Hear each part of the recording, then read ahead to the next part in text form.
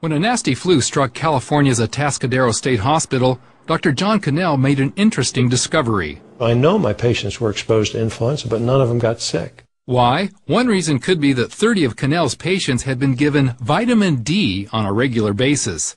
That got Cannell thinking more and more about the vitamin's benefits and safety. Child's never gotten into a vitamin D cabinet and gotten poisoned. That's happened hundreds of thousands of times with Tylenol or aspirin or other things.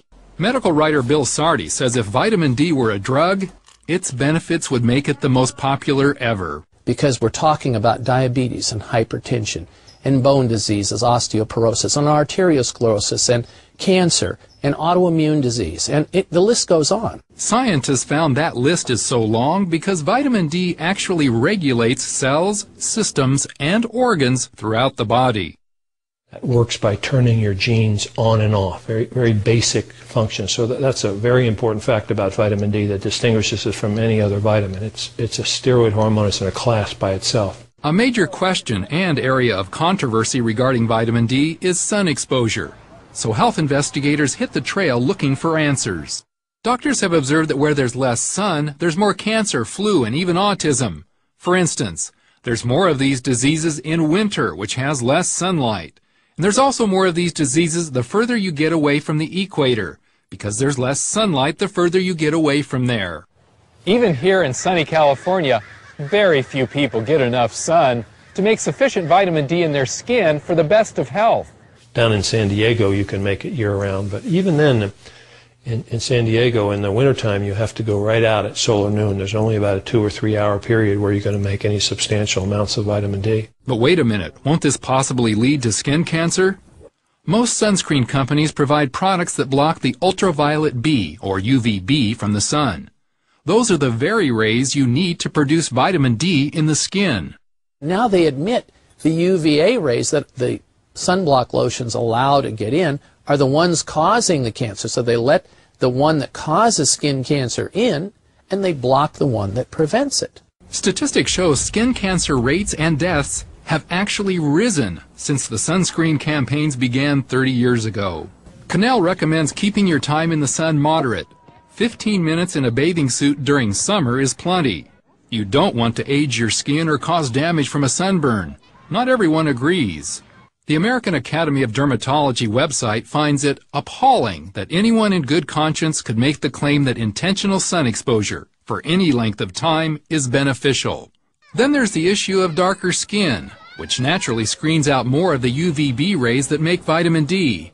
Their blood levels of D are about half that of lighter skinned people, making a connection with the diseases that shorten their lives. Heart disease and hypertension and stroke and cancer are the same diseases that have been associated with vitamin D deficiencies. So it may not be surprising that vitamin D deficiency affects as much as 3/4 of the populace, especially as winter takes its toll on vitamin D levels. That depletion could be remedied and possibly reduce the need for flu shots. Vitamin D activates your immune system, causes something to be formed called little peptides that kill bacteria and viruses without antibiotic resistance, without side effects. We can use it in very young infants and pregnant moms. And not only help fight osteoporosis, but strengthen teeth as well. Instead of using fluoride to harden our teeth so there's no soft spots where the acids can then eat into our teeth and cause dental decay, we can use vitamin D. It's more appropriate, it's more natural. And D appears to boost athletic performance. There's just clear evidence, especially in the German literature, of choice reaction time, balance, muscle strength, endurance, all improve with vitamin D. Which may explain why senior citizens on vitamin D are less likely to fall and hurt themselves. And cancer? Sardi says in a new book that a major reason not to be so fearful about the disease is vitamin D. A key U.S. study in June found it provided a 60% reduction in cancers. Canadian Cancer Society immediately told all of their citizens, begin supplementing with at least 1,000 units of vitamin D. American Cancer Society, mum's the word. In fact, here is video of how vitamin D helps zap cancer cells, like the one to the right of the arrow. But 2 weeks ago, the National Cancer Institute released a study indicating vitamin D doesn't do much against cancer deaths. NCI normally prefers the type of study done in June, but Cannell says this new study fits their bias against vitamin D. Even at that, the new study did show the vitamin's effect on the number 2 cancer killer. The people with the highest levels had 4 times less colon cancer than the people with the lowest levels. I think that's pretty important. So what's the best way for you to get the vitamin D you need? Not from food. Even fortified milk provides so little that it's trivial. Taking supplements is a far more predictable source than sunbathing, and the only source in winter for millions. Experts suggest the best daily intake is at least 2,000 units for most kids and 4,000 for most adults. Yet the government recommends only 200 to 600 units depending on your age. Just the whole thing, when you think about it, is just patently absurd. And the government's been recommending this now for 10 years, and they refuse to change they refuse to even look at the science.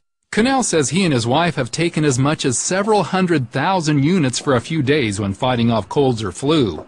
His usual daily dose is 5,000 units, a dozen times what the government recommends for him.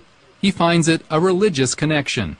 Here the Lord is saying that there's a system that makes this much vitamin D this quickly, thousands of units a day from sun exposure. And here's a government over here saying you only need a couple of 100 units a day. So you can sort of ask yourself, who do you want to believe? God or the government? Galen Tethrow, CBN News.